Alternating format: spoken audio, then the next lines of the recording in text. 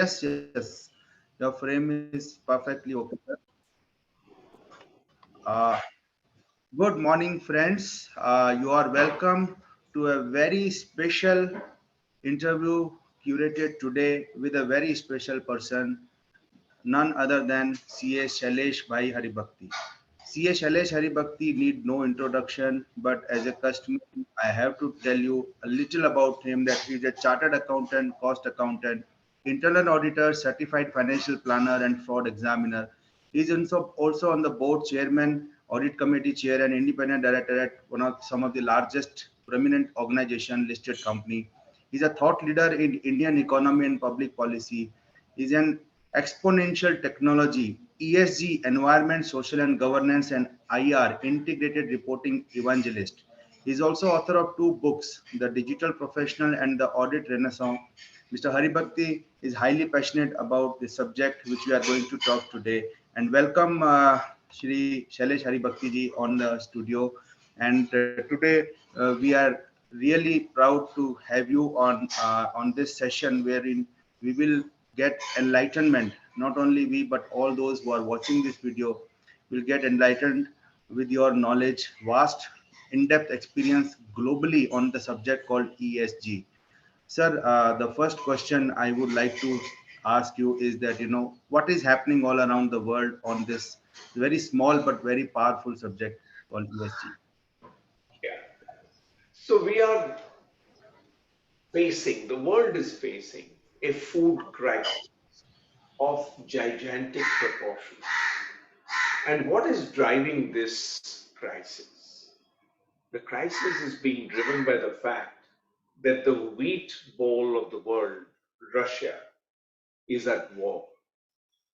The Ukraine is at war.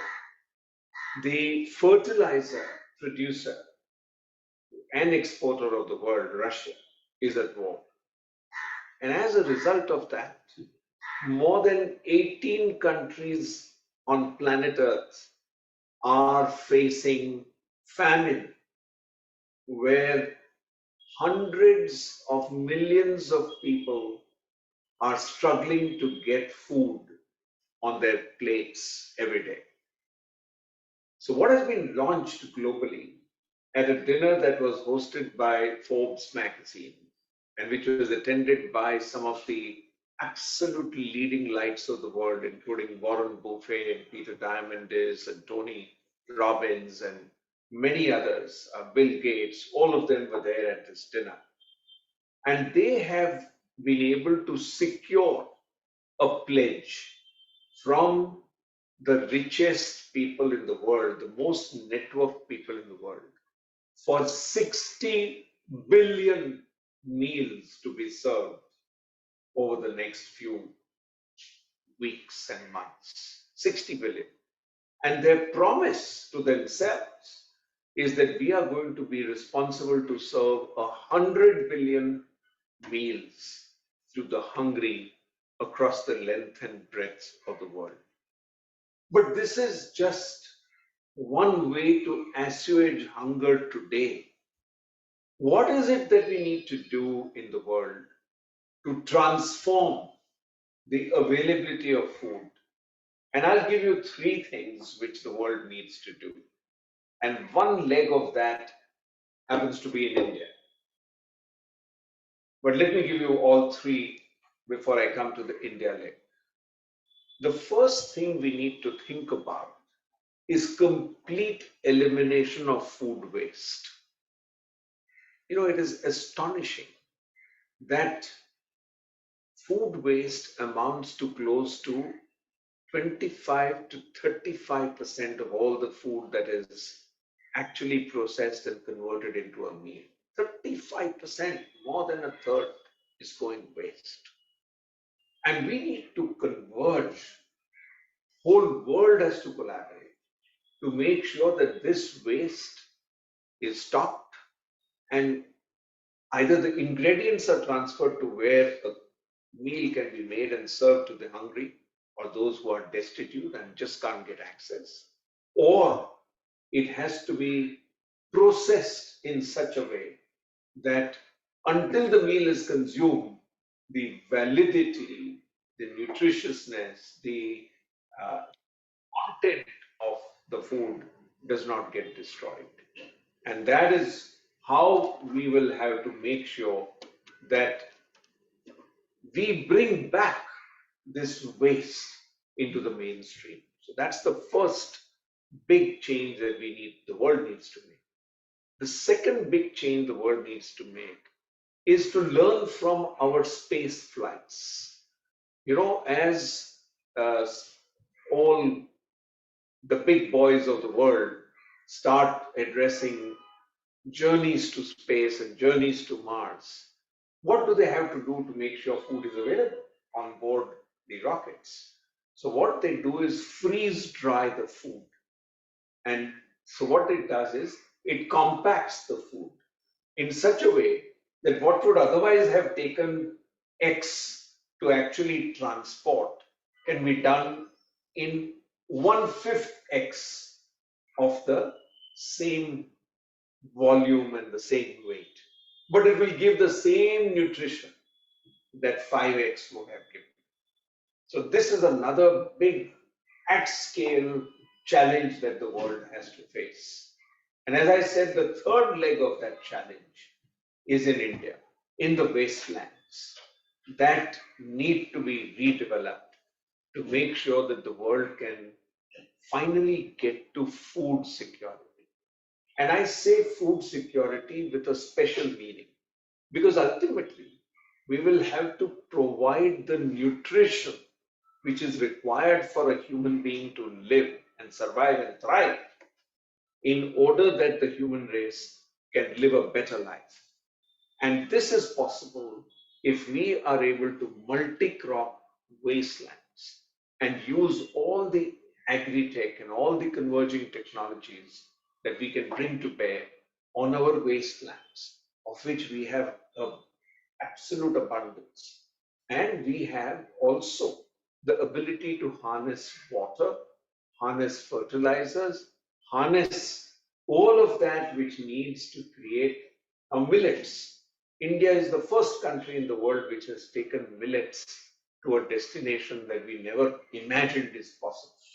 This year, as part of the G20 initiatives, millet has come to the center stage. You are fully aware of it. You have perhaps participated in the huge program that happened in Bangalore. And I would point to that in terms of creating food security for 8 billion human beings on planet Earth. So we need to access all these three legs, and we need to make sure that the war in Russia and Ukraine ends so that the normal flow of wheat and fertilizer to the whole world gets restarted. And all the other three actions which I've outlined will lead to food security. I think very well defined, sir. You have one thing that control the food wastage. I think after the industrialization, the maybe the agriculture and food industry is the last industry who will be controlling the wastage. Every other industry has mechanized and controlled the wastage to great extent, 99.9%. Kind of a precision. Now, in this, the wastage at the farm gate, the wastage in transit, the wastage in the mandis, and the wastage in the hotel, restaurant, kitchen, or at home. I think wastage is happening all around. Some wastage are getting counted, some wastage are getting monitored, but there are certain wastages in the farm which are not accounted at all, because our accounting of food starts when the food comes to a place which is called a marketplace. But before that, if there is a wastage which is happening, which can be another 30 to 40% wastage, because the farmer do not have the infrastructure or the processing technology, like you mentioned about freeze drying technology or dehydration technology or technology which can prevent the microbial growth or the fungal growth, which is reason for decay of foods. So if that those kind of a decay can be prevented at the farm gate in a cluster or in a group, then the quality of food which has taken months and months or maybe years to grow cannot be wasted or should not be wasted or not to be Absolutely. wasted. Now the second limb, which is how we can utilize the resources, which is land resources and the water. As you rightly mentioned, I was hearing that water can be created, converted from air, moisture. So now there are so many technologies which has emerged over the last few decades, that these technologies can be commercialized at a scale at which we can call them planet scale.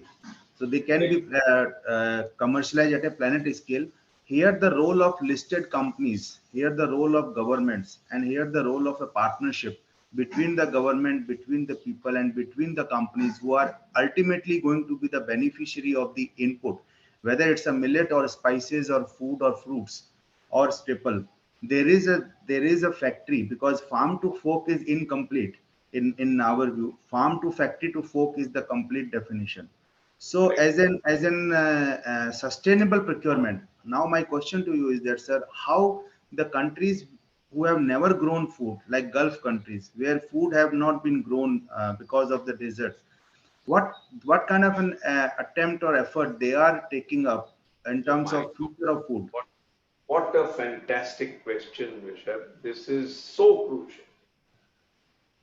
I was just watching a video only last week where I saw munificent crops coming up in the United Arab Emirates, very close to Dubai. They've taken a large piece of land and using all technologies like greenhouse and micronutrients and hydroponics and plant protection and plant growth and all the technologies that all of us really love have all been brought together, and they have grown munificent multi crops in desert land by simply changing the character of use of the land and creating a ability through hydroponics, aeroponics, and all the technologies that we can bring to bear on this. They have converted this whole land into a flourishing green patch. It was so soothing to watch it. And this is now going to be replicated. Saudi Arabia, for example, is putting in billions of dollars to create the city which is going to be named Neom. Neom is a fully self sufficient, sustainable city which is being created in one thin line right above the Red Sea in Saudi Arabia. And every new converged technology, machine learning, artificial intelligence, data mining, blockchain, everything that we know is all being brought together to produce. So Neom, this little thin line of a city, is going to produce all the food that it will consume using all these technologies that I just rattled out. Now, think about bringing all of these technologies to India and think about what can dramatically alter the course of India. Suppose our agriculture productivity can become 3x. I know that it can become 6x, but I'm only taking 50%. And I'm saying let us assume that we can multiply our agricultural productivity by 3x. On an overall conceptual basis, this is very achievable if we, as you rightly pointed out, collaborate, bring together, make sure that all these resources are made available to the right people in the right manner. And I would point to cooperative movement in India as a very important structural availability that we need to exploit and bring to bear to 3x the productivity. So let us say that the growth rate of industry continues at, let us say, 3%, 6%, whatever it is. And growth of services continues at 8%, 9%, which we have already seen the track record. But if agriculture can suddenly go from just about 4% to 12%, and we just imagine what impact this can have on the GDP of India. If India grows at a nominal GDP of 13.5%, which is possible if we have this kind of growth in agriculture and we continue the services in the way that we do, and industry comes up to, let us say, 6-7%, we can have 13.5% per annum compounded growth, nominal basis. I'm not talking about fluctuation of dollar rupee, because that's beyond our control. Nominal GDP. We will be a $50 trillion economy by 2047. Please do the arithmetic. Yes, I think Up. I fully agree with you because this Amrit Kal of 25 years by 2047 we can become and we will become $50 trillion economy, and the sector like agriculture and food has to play the role which they have not yet played in complete full force. Now that full force in terms of finance, as a finance expert, my question to you is that, because any kind of a new development for a J curve growth need a adequate resource in terms of man, money, and machine.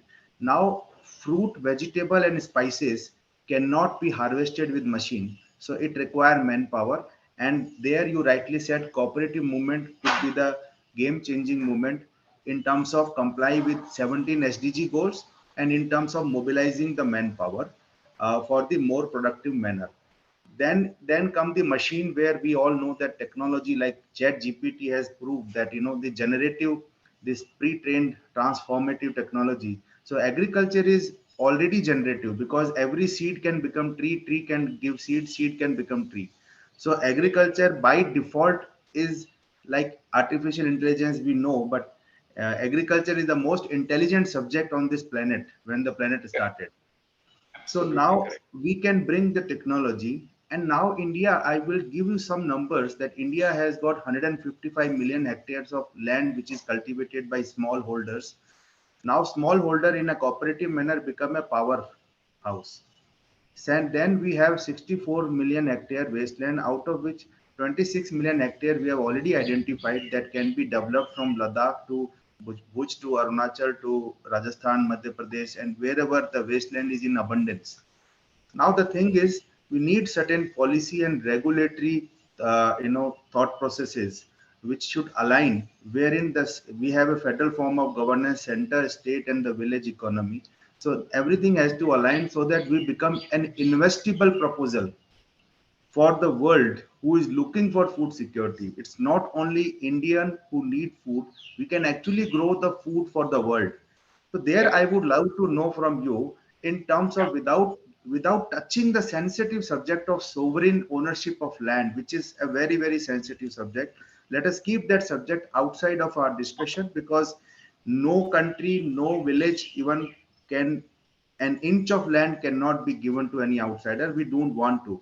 Is there any other method or model through which the development can happen in an asset light manner?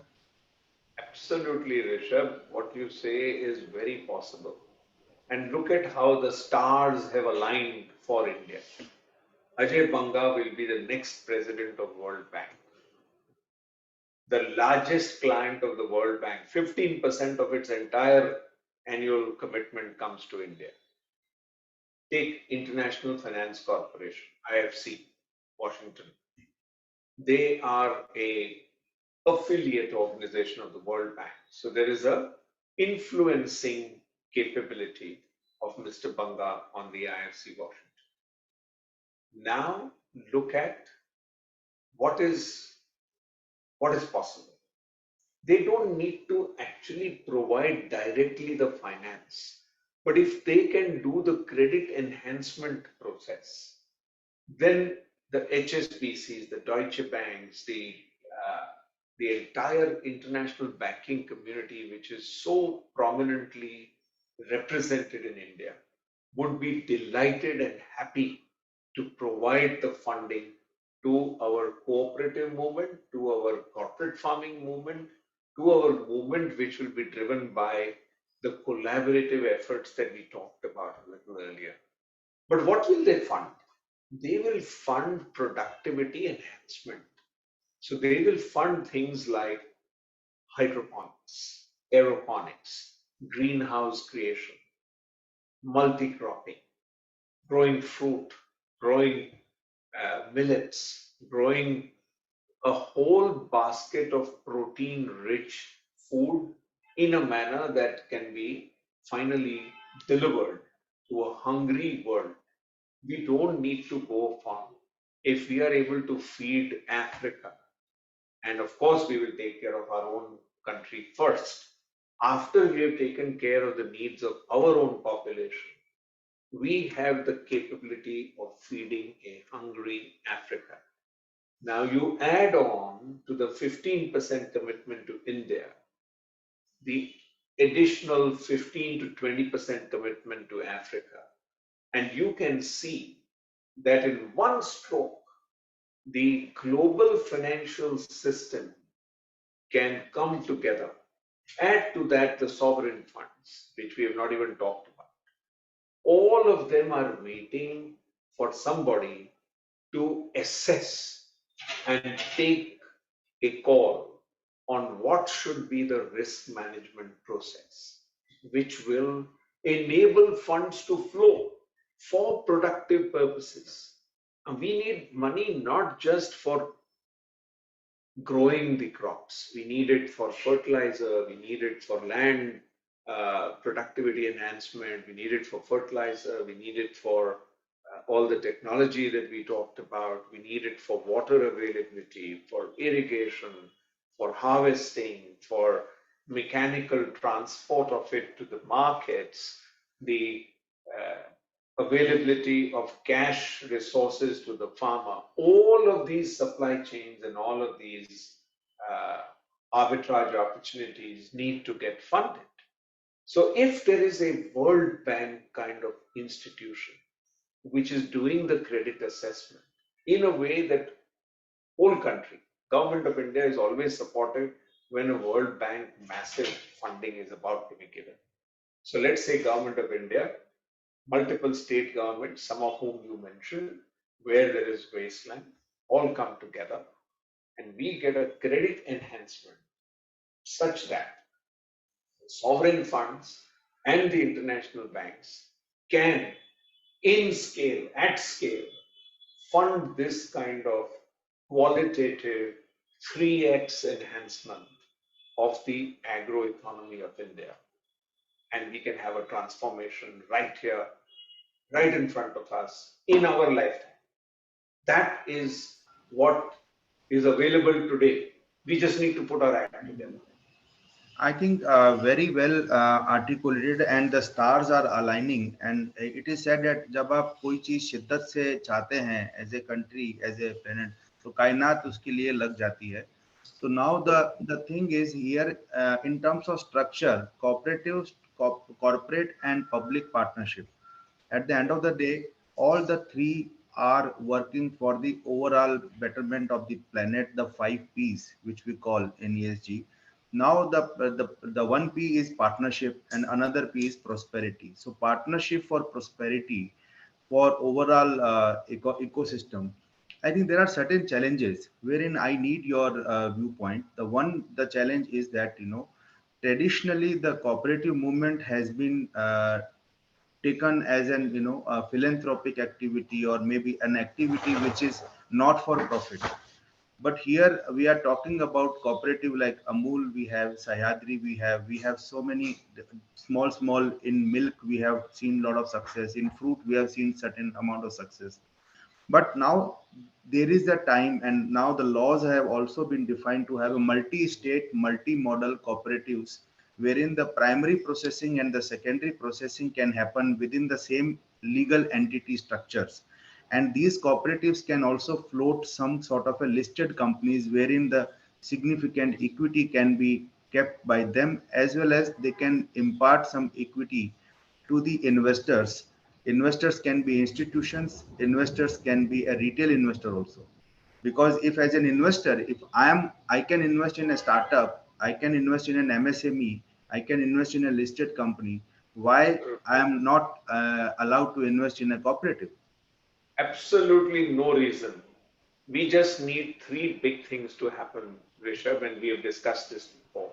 we need to tweak the cooperative law to make it completely congruent with corporate law. That's it. Simple tweak. Today, all again stars have aligned. We have a fantastic cooperation minister in Mr. Amit Shah. We have the whole agricultural trust very visible across the length and breadth of our country. And we have the possibility of completely leveraging the cooperative to make it aligned to this. Then what we have already put in our Companies Act is the farmer producer organization and a one person company framework. Both these need to be leveraged in the context of rural India to provide high quality governance. Because ultimately, what does a World Bank or an IFC Washington or any international bank or sovereign fund or any money coming into a proposition at scale want? They want transparency, accountability, integrity, and high quality accounting using blockchain, using all the new technology that we have now put in place. So, if we bring together the cooperative aligned to Companies Act, we harness the full power of FPO. And I've met some of these leaders who are chairpersons of the FPOs in our country, and they are amazing people.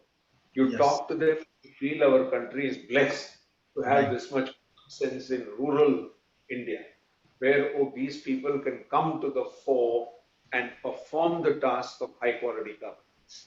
And this is very possible, very feasible. I know it is possible.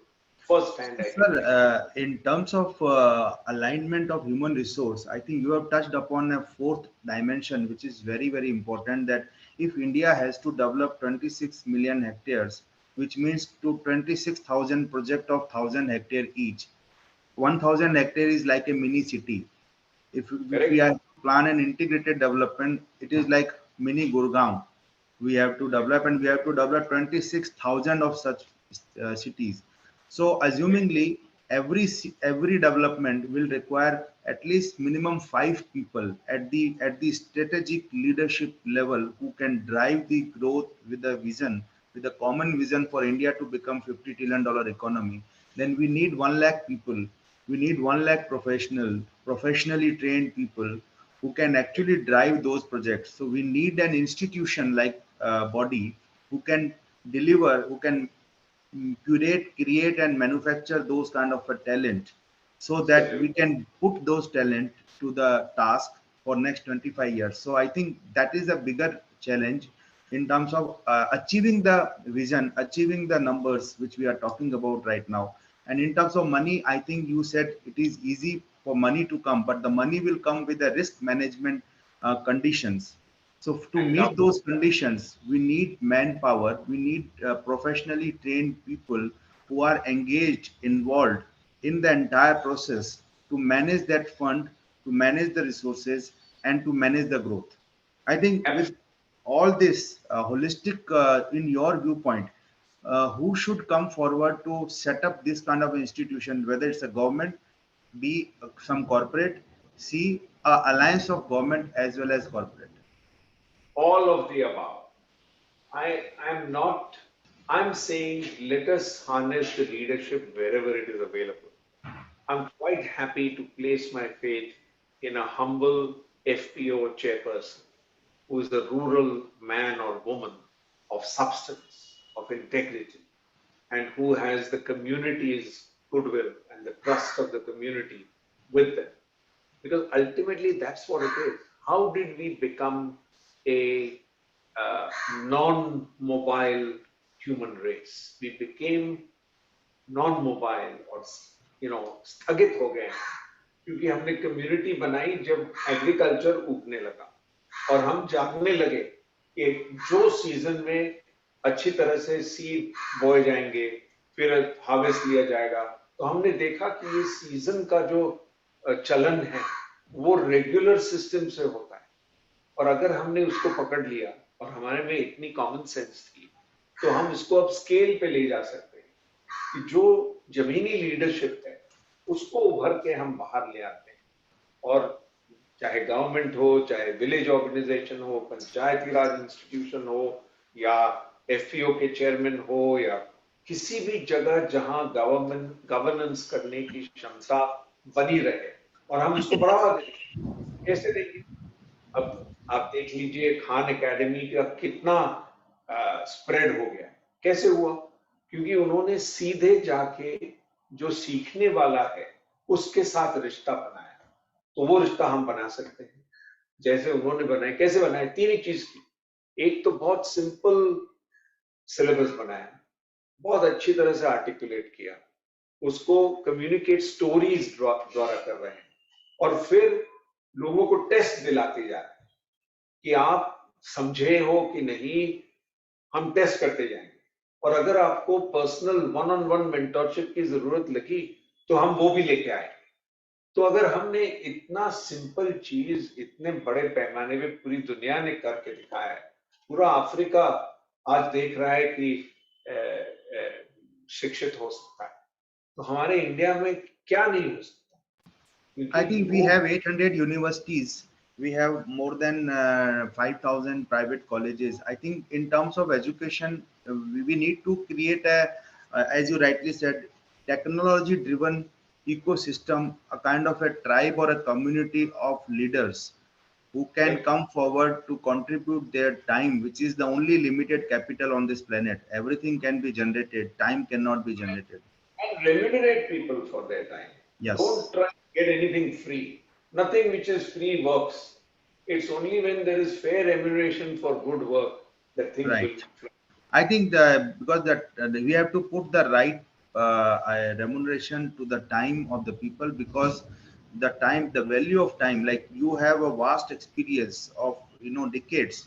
So I remember a short story here that Mr. Picasso was sitting and one lady came that can you draw a picture of mine? He said, okay, bring your sketch, and then he just draw one picture, and the lady asked that, okay, thank you. He said, no, no, thank you. You have to pay me $5,000. She said, $5,000 for a 5-minute work. And then he replied that it took me 30 years to reach to that level that I can draw this in 5 minutes. So basically, I think the expertise, wherever it is available across the world, for these kind of a projects, we need to draw that expertise. We need to Absolutely. bring them together, and there has to be a structure. I'm sure with the institution like World Bank, when they will be coming into the play, they have the SOPs, they have the standards, they have the complete institutionalizing this cooperative movement, and with the able leadership of Shri Amit Bhai Shah, who is the cooperative minister today in India. I think as a country we are blessed to have the complete alignment with the vision of 2047 in this Amrit Kal.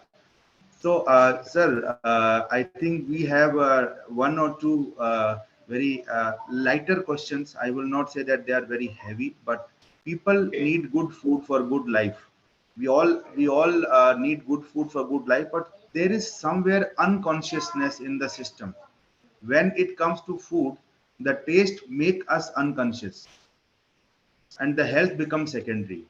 Is it possible to produce a tasty and healthy food together? Absolutely, very much so. So, what is the whole world doing? What is a company like Viome doing in the United States? It is doing exactly what you're saying. It will give you a set of food choices and a set of nutrients which is tailor made to your microbiome. So, the first thing they do is to take a full scan of your DNA, of your microbiome, of all the markers, which will tell an AI what is it that you need as Rishabh to actually live a healthy life. And they will tell you that you need X calories and you need Y nutrients because you don't have you have a deficit of this or that, and together that will give you a happy, healthy, tasteful life of the kind that you want. And this Wow. is technology has made it possible today. I think it look like you have answer for everything. I thought that this will be a lighter question, but you have actually answered it so different that I need to now go and check what Biome is doing, because personalized medicine and personalized food, if they merge them together with the use of Yep, AI, then yep. actually my food become my medicine. So I don't need to eat medicine like a food. Absolutely right. That's their slogan. You are what you eat, and food is medicine. They Wonderful. will So sing that. They will basically sing. the kitchen has become my medical shop, and if the kitchen become a cloud kitchen, a large kind of people are talking about ayurveda food. Recently there was a program in Pune, wherein all the food technologies of the world, they gathered together, and they were talking very high about ayurvedic food. I think Ayurvedic medicine we all know, but we have not heard about Ayurvedic food because. But then I realized that the recipes which are thousands-year old are now getting revived by the people who understand the science behind Ayurveda and behind food. The only connect that we should draw between Ayurveda and food is that we first need to map our genome and we Yeah. need to map our microbiome. If we have mapped that, then our Ayurveda will teach us कि कौन सा खाना खाना चाहिए, क्या supplement लेना है. वो आयुर्वेद भी बता देगा. उसको रीवैलिडेट कैसे करेंगे? मशीन लर्निंग से और एआई से. अगर वो सब जुड़ जाए तो we will all be able to have personalized food and nutrients. That'll be I our think next. I was sitting with an industrialist and entrepreneur, Mr. Abhay Kumar Shri Shrimal from the Lifestyle Group, Shasan Pharma. So I was in Chennai, and I asked him that, sir, why we are not able to manufacture Ayurvedic medicine like the pharma medicine you create. So he answered me that because of evidence-based research and trials are lacking in Ayurveda, we need to put more focus on R&D in Ayurveda, and by 2050, the world, more than 50% of the world's medicine can be Ayurveda. That was his answer. And Very good. he's working on this genome sequencing and other very interesting areas. वही missing piece वही है. Yes. So I think we have got a lot of enlightenment from you, sir. And now the I would like to thank you from all of my audience who are listening to this video, and this uh, continuous. We will be continuously be in touch with you for a series because there are a lot of development happening, and for all our audience, it is not possible to keep track in a very simple manner the way you have told the solution. But we wish that you will be playing a larger role in terms of taking the country's economy to the next level or to the highest level, because the risk management, you are a risk management guru. So in terms of risk management, one my personal questions to you, that being a chartered accountant, I am also a chartered accountant, and we always talk about risk when something have occurred. But how we can identify a risk before the occurrence in these kind of a projects, because it is too big to fail. Very, very good question. So, Rishabh, I'll only say very briefly that all our training as chartered accountants has geared us to do inside out kind of reflections. Now we need to do outside in reflection. So we need to create a repository of what has happened, what has past audits found, what is it that your ERM system is asking you to do, how does your IFC control work. Once you have a repository of all of this, then you can train your data using machine learning. And then we'll find out deviant patterns and then only examine them for root causes. Then what will happen is that we will now have an outside in integrated view of what is happening in our whole ecosystem. And that is what will be the breakthrough, which will take us beyond our limited understanding of inside out risk management and give us this whole new framework, which I'm writing about. And hopefully, you will read about it in my next writing very soon. Certainly, and I request all of the viewers to follow Mr. Shailesh Haribhakti on LinkedIn. He very much active on LinkedIn, and he keeps sharing his thought in a nuggets or bullets and very short articles, and we love reading those articles and thought process of yours. And you are a thought leader, and we wish you a great, happy, healthy life, always smiling as you are. And thank you very much, sir. Thank you. Thank you very much, Rishabh. All the Thank, best to you. Keep doing the thank you. great work